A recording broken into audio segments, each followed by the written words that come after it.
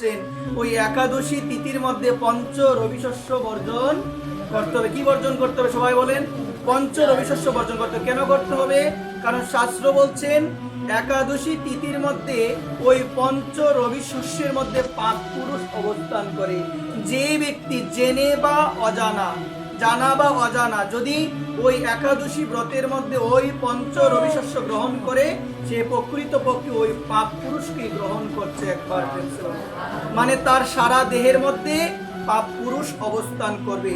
ওই জন্য শাস্ত্র বলছেন ওই পঞ্চ রবি শস্য গম থেকে যা যা হয় বর্জন করতে হবে। কি করতে হবে সবাই বলেন? গম থেকে যা যা হয় একাদশীর মধ্যে বর্জন করতে হবে। ধান থেকে যা যা হয়, তৈল থেকে যা যা হয়, জব থেকে যা যা হয়, ভুট্টা থেকে যা যা হয়, ওই একাদশী তিথির মধ্যে ওইগুলো আমাদের কি করতে হবে? বর্জন করতে হবে, সম্পূর্ণরূপে ত্যাগ করতে হবে। এমনও পরিবার আছে শাস্ত্র বলছেন একাদশী তিথিতে লবণ গ্রহণ করা যাবে না। বিভিন্ন উপবাসে কি গ্রহণ করা যাবে না সবাই বলেন? লবণ খেলে উপবাস তোমার নষ্ট হয়ে যাবে। কিন্তু ম্যাক্সিমাম পরিবারের মধ্যে দেখা যায় লবণ পাওয়া হয় না বাবা, হয় কি না? লবণ পাওয়া হয়, কিন্তু লবণ কোন লবণ পেতে হবে মা? শাস্ত্র বিধান দিয়েছে, শাস্ত্রীয় বিধান সন্দুক লবণ যেটা রয়েছে ওই কথা বলো না কেউ, এটা পাওয়া যায়। এখন আমরা না জেনে মা তুমি করতে পারো, হয়তো বা আমার কথাগুলো তোমার ভালো নাও লাগতে পারে, কিন্তু মা এগুলো মানা আমাদের উচিত। যদি না মানে এটা আমাদেরই মা সমস্যা হবে।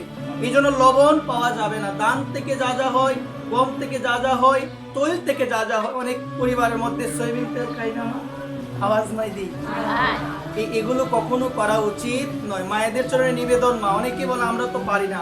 আসল কথা হলো মনকে আমরা দুর্বল করে রাখি। কি করে রাখি? এমন অনেক সময় আছে আমার মায়েরা কালীর উপবাস করে না, রাত্র 12টা বেজে যায়, কত কর্ম করে, কত কর্ম করার পরে উপবাস থাকে না, তখন তারা মনে স্থির করে যে উপবাস করতে হবে, যত কিছু হোক আমি উপবাস ভঙ্গ করব। আর একাদশী আসলেই সকালে ঘুম থেকে উঠে কি নিতে হয়? প্রসাদ আদি যত ধরনের আড়ম্বর রয়েছে সমস্ত আড়ম্বরে আমাদের গ্রহণ করতে হয়। আসল কথা হলো আমরা মনকে দুর্বল করে রাখি। আমরা যদি এভাবে প্রতিজ্ঞাবদ্ধ হই যে আজকে একাদশী আমি যদি নির্জল নাও করি, আমি কি বেশি বেশি খাবো? আওয়াজ নাই, বেশি বেশি খাওয়া যাবে না, তাহলে একাদশী কখনোই হবে না। ওই জন্য বলছেন ওই একাদশী তিথিতে যে পঞ্চ রবি শস্য গ্রহণ করে তার ব্রহ্ম হত্যার পাপ হয়, তার স্ত্রী হত্যার পাপ হয়, তার কি হত্যার পাপ হয়? ভ্রূণ হত্যার পাপ হয়। এই জন্য যারা যথার্থ জ্ঞানীজন তারা চেষ্টা করবে এই একাদশী ব্রতটা অন্তত পক্ষে 15 দিনে একদিন যেন একটু নিষ্ঠা সহকারে যেন আমরা পালন করতে পারি। মা আপনাদের জন্য নিবেদন, ব্রহ্ম হত্যার সহিত পাপ হয়ে যাবে। দেখুন ওই জায়গার মধ্যে ব্রহ্ম হত্যা কিন্তু আগে বলা হয়েছে, আগে কিন্তু স্ত্রী হত্যা বলা হয়নি। আগে কি বলা হয়েছে সবাই বলেন?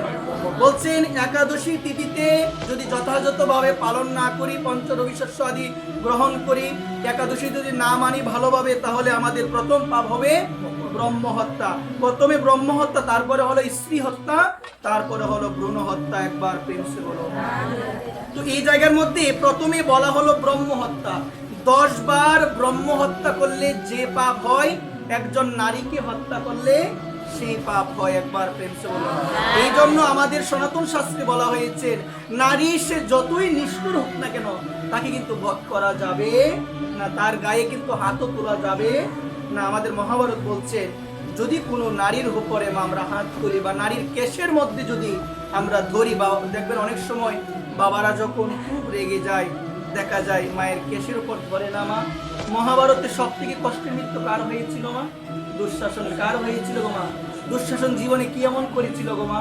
দুঃশাসন দ্রৌপদীর কেশের মধ্যে ধরে, সে কেশের মধ্যে ধরে তাকে হস্তিনাপুরের সবার মধ্যে নিয়ে গিয়েছিল। এই জন্য সব থেকে ভয়ঙ্কর, সব থেকে কষ্টকর মৃত্যু পুরুষ ক্ষেত্রে যুদ্ধে হয়েছিল কার গো? দুঃশাসনের। এই জন্য নিবেদন থাকবে এগুলো কখনো করা উচিত না। তো বলছেন কি একাদশী তিথি কেউ যদি যথাযথভাবে পালন না করে, নিষ্ঠা সহকারে পালন যদি না করে, তার ব্রহ্ম হত্যা, স্ত্রী হত্যা, ভ্রূণ হত্যাকার তার পাপ হয়ে যায়। এই জন্য বলছেন 10 বার ব্রহ্ম হত্যা করলে যে পাপ হয়, শাস্ত্র বলছেন একবার কোনো স্ত্রী জাতির হত্যা করলে সে পাপ হয়ে যায়।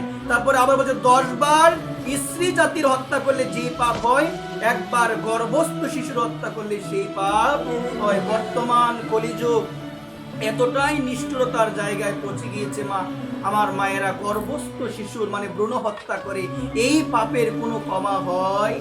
এই পাপের ক্ষমা হয় না মা। আপনাদের রাতুল চরণে এই নিবেদন থাকবে, বর্তমানে জানা অজানা আমরা কত ধরনের পাপ করছি মা। এই যে এই পাপটি ভাগবতী বলছেন, কেউ যদি এই পাপটি করে তার হাতে কোনোদিন অন্ন গ্রহণ করা যাবে, কেউ যদি ভ্রূণ হত্যাকারী হয়।